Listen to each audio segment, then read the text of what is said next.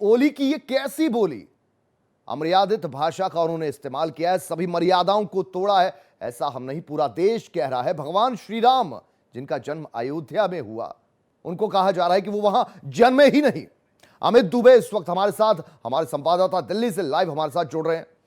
अमित, आपसे जानना चाहेंगे, आपको लगता है कि अब ये साफ मान लिया जाए कि जियो पॉलिटिकल एजेंडा जो है चाइना का, उसका अब नंबरदार बनकर सबसे ज्यादा, सबसे आगे झंडा उठाकर अब नेपाल के प्रधानमंत्री ओली ही चल रहे हैं?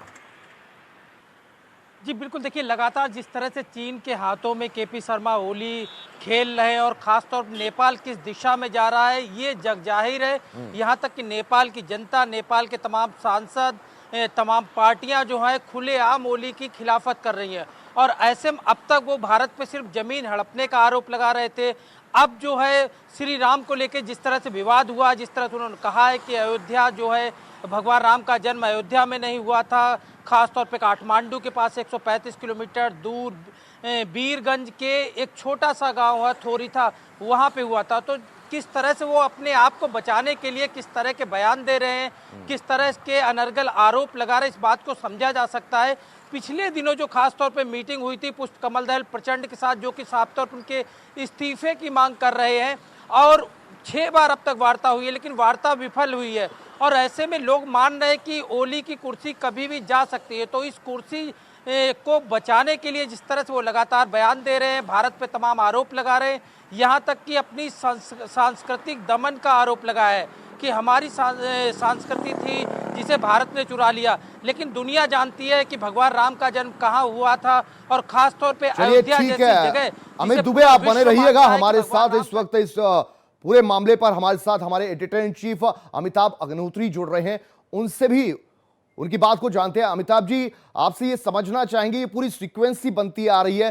पहले ये कहा गया कि जो भारतीय वायरस है वो चीनी वायरस से ज्यादा खतरनाक है। ऐसा भला कौन सा देश कहता है? भारत ने कभी, जो चीन ने जन्मा उस वायरस को, उस पर कभी ब्लेम नहीं किया, लेकिन भारत के पड़ोसी देश ने सीधे भारत पर उंगलियां उठा दी। फिर लिपुलेख हुआ, काला पानी हुआ, और अब सीधे तौर पर सांस्कृतिक तौर पर हमला किया जा रहा है। नहीं, देखिए, पिछली जितनी बातें आपने गिनाई वो उतनी महत्वपूर्ण चीजें नहीं है, न वो टिप्पणियां उतनी अहम थी। ये जो टिप्पणी है, ये टिप्पणी बहुत ज्यादा आपत्तिजनक है।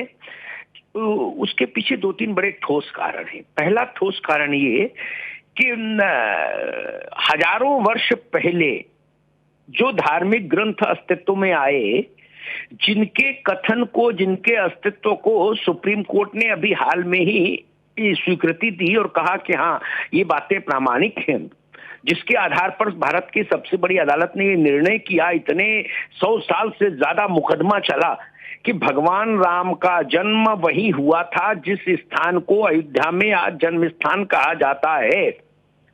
ये भारत के सबसे बड़े न्यायालय का सुविचारित निर्णय रहा जी। और इस निर्णय के विरुद्ध जितनी भी याचिकाएं आई वो सब खारिज हुई। यानी कोर्ट ऑफ लॉ में इस बात को पुष्टि दी कि भगवान राम का जन्म वही हुआ जहां अयोध्या में इस वक्त लोग मानते हैं कि यहाँ भगवान का जन्म हुआ, जहां इस वक्त रामलला विराजमान है। एक जी।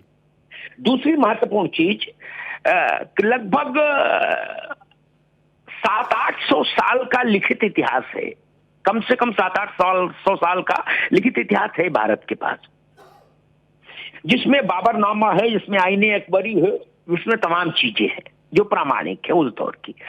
वहां से चलिए और मुगलों को पार करते हुए आप आ जाइए अंग्रेजों तक जी। सब में देखिए, सब में अंग्रेजों के, मुगलों के समय का इतिहास देखिए, अयोध्या का जिक्र है। कहा गया कि ये जो हिंदू हैं यहाँ के, वो ये मानते हैं कि यहाँ भगवान राम का जन्म हुआ था, इसलिए वो उस स्थान को पूजनीय मानते हैं, आस्था का प्रतीक मानते हैं। एक दूसरा, जो अंग्रेजों के समय का इतिहास है, जिसमें जिलों के गजेट हैं, गजेटियर जिनको हम लोग बोलते थे, उनको पढ़िए। अंग्रेज अफसरान ने जो उस समय तबसरा लिखे उनको पढ़िए। उन सब में एक बात का जिक्र है कि अयोध्या में, भारत में उत्तर प्रदेश में अयोध्या में एक स्थान विशेष जहां पर हिंदू अनादिकाल से जाते रहे हैं और उस स्थान विशेष पर अपनी श्रद्धा निवेदित करते रहे हैं, उस स्थान को मानते हैं कि यहाँ रामलला जन्मे थे। जी। ये तमाम साक्ष्य, ये तमाम चीजें इस देश ने अदालत के द्वारा मंजूरी दिलाई। ये ऐसा नहीं कि विश्व हिंदू परिषद ने कह दिया या अमिताभ अग्निहोत्री ने कह दिया या किसी सनातन धर्म वाले ने कह दिया। जी। इन पर सालों साल बहसें हुई, काउंटर हुए, उसके बाद ये निर्णय आया। और तीसरी महत्वपूर्ण चीज मैं कहूंगा कि ओली साहब दरअसल पढ़े लिखे आदमी नहीं ज्यादा लगता। मैं जानता नहीं इनका शैक्षणिक वो क्या रहा है क्या, लेकिन मुझे लगता है थोड़ा बौद्धिक किस्म पर अभी थोड़ा पिछड़ापन है। उन्होंने एक बड़ा हास्यास्पद तर्क दिया। उन्होंने कहा कि भाई आप बताओ रामचंद्र जी इतनी दूर शादी करने क्यों आते फिर जनकपुर। जी।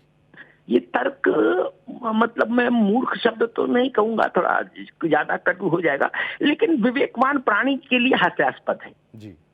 ओली को ये पता नहीं कि अयोध्या से जनकपुर, नेपाल का जनकपुर जितना दूर है उससे 2.5 गुना 3 गुना ज्यादा दूर है अयोध्या से लंका। ठीक है ना। जब वहां जा सकते हैं, वहां राम सेतु आज भी प्रामाणिक तौर पर मौजूद है, तो नेपाल क्यों नहीं जा सकते भाई? जी। नेपाल तो भारत में कई जगह से बिल्कुल घरेलू टाइप की मेल मुलाकात है उसकी भौगोलिक तौर पर। आज भी लोग साइकिल से, रिक्शा से, मोटरसाइकिल से नेपाल से आते जाते हैं। चीनी खरीदने नेपाल की महिला भारत आ जाती है और चीनी खरीद के चली जाती है। डीजल खरीदने आ जाते हैं नेपाली लोग और डीजल खरीद के चले जाते हैं। तो तब क्यों नहीं जा सकते? इससे उनकी जो बौद्धिक क्षमता है वो हमको पता लगती है। मुझे लगता है कि जो चीन की गोली ओली ने खाई है जी। ये उसके चलते जो मानसिक असंतुलन पैदा हुआ है, ये उसी का प्रस्फुटन है, उसी की अभिव्यक्ति है। क्योंकि कोई भी समझदार आदमी इस ढंग की बात नहीं कह सकता। और आज तक किसी मुस्लिम इतिहासकार, मुस्लिम धर्मगुरु या बाबरी मस्जिद का केस लड़ने वाले भी मुद्दई किसी ने ये नहीं कहा कि राम का अयोध्या से वास्ता नहीं। ये तो किसी ने नहीं कहा जी। जो लोग वहां मंदिर नहीं भी मान स्वीकार करते थे, उस 2.77 एकड़ जगह को नहीं स्वीकार करते थे, वो भी ये नहीं कहते थे कि राम का वास्ता नहीं। उनकी लड़ाई सिर्फ इतनी थी कि क्या इस 2.77 एकड़ वाली जमीन पर ही भगवान पैदा हुए या नहीं हुए, है ना जी। तो ओली तो उन सबसे भी आगे निकल गए। लेकिन सर मैं ओली साहब का दोष नहीं दूंगा। वो कई बार क्या होता है कि अपने स्वामी को खुश करने के लिए जो भक्त संप्रदाय होता है, जो सेवक संप्रदाय होता है, वो कई बार कुछ ऐसी चीजें आउट ऑफ द वे जाके लिमिट क्रॉस करके भी कर देता है। मुझे लगता है ओली ने वही करने की कोशिश की चाइना को खुश करने के लिए, लेकिन ये दांव महंगा है। और नेपाल से ऐसी उम्मीद नहीं थी, जिस नेपाल में वर्ष मतलब अभी कुछ वर्ष पहले तक जो घोषित तौर पर हिंदू राष्ट्र था नेपाल जी। और नेपाल की सबसे बड़ी धार्मिक विभूति है पशुपतिनाथ जी। पशुपतिनाथ के लिए कहा गया कि शिवद्रोही ममदास कहावा, सो नर मोहित अपने नहीं भावा। तो अगर ओली के दिमाग में इस ढंग की चीजें हैं, तो मुझे लगता है कि ये उनके मानसिक संतुलन खराब होने का एक प्रमुख वो प्रमाण है। ताकि दुनिया अब जान जाएगी कि जो बात ना इतिहास में, ना धार्मिक ग्रंथों में, ना अदालतों में के परिणामों में, निर्णयों में, वो बात ओली ने कहां से पैदा कर दी। इसलिए मुझे लगता है ये बयान निंदा का पात्र है और देश नहीं दुनिया भर में इस बयान की निंदा होगी जी जी। अमिताभ जी, बस एक सवाल आपसे ये जानना चाहेंगे, अगर आपने जैसा कहा कि वो अपने आका को खुश कर रहे हैं, वो खुश करते रहे, लेकिन इस बीच क्या इन बातों से वो नेपाली जनता का नैरेटिव अगर चेंज कर देते हैं तो इसकी कितनी संभावना है और फिर कितना खतरा? नहीं, ओली नेपाल के जनमानस को प्रभावित नहीं कर पा रहे हैं, है ना जी। उनके बयान पर चर्चा भी हम इसलिए कर रहे हैं, अगर वो आज प्राइम मिनिस्टर नहीं होते, केवल ओली होते, तो हम उनके बयान पर चर्चा भी नहीं करते। चूंकि वो चेयर पर है इसलिए चर्चा कर रहे हैं। नेपाल की जो सामान्य जनता है, जो सामान्य जन है, वो भारत और नेपाल के रिश्तों को जानते हैं। वो जानते हैं कि भगवान राम की ससुराल यहाँ थी जी।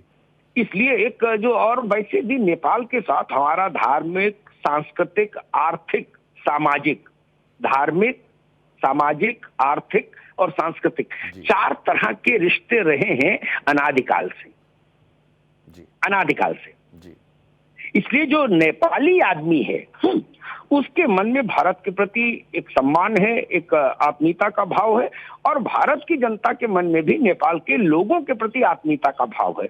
ओली एक अलग फैक्टर है। ओली बाय द वे इस वक्त संयुक्त प्रधानमंत्री, इसलिए चर्चा हो रही, अन्यथा इसकी चर्चा की भी जरूरत नहीं थी। जी बहुत शुक्रिया अमिताभ जी, जुड़ने के लिए, अपना नजरिया रखने के लिए। और अमित दुबे, आप भी दिल्ली से हमारे साथ जुड़े, बहुत बहुत शुक्रिया आपका।